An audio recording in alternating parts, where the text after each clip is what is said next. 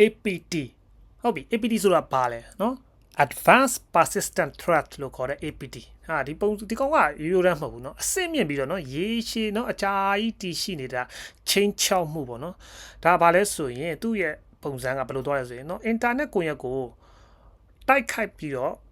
ဒါတိုက်ခိုက်တဲ့အခါเนาะသူလှုပ်ဝက်ပြီးတော့အလွန်အန္တရာယ်ကြီးမားတဲ့ဒါเนาะ hacker အဖွဲ့ဖြစ်တယ်เนาะသူကဘယ်လိုအဖွဲ့လဲဆိုရင်ပုံမှန်အားဖြင့်များသောအားဖြင့်သူ့ကိုနိုင်ငံတနိုင်ငံတွေကနေပြီးတော့ကြောထောက်နောက်ခံပေးထားတဲ့အဖွဲ့တွေဖြစ်ပြီးတော့ခွန်ရက်တစ်ခုတည်းကို system တစ်ခုတည်းကိုခိုးဝင်ပြီးတဲ့နောက်မှာအချိန်ကြာကြီးမရိပ်မိအောင်သူကပုံအောင်နေတတ်တယ်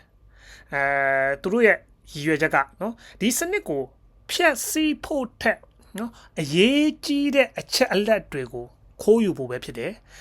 ဥပမာအနေနဲ့မူပိုင်ခွင့်တွေထောက်လန်းရေးအချက်လက်တွေနဲ့ဘန်နာရေး data တွေဒါမျိုးတွေเนาะ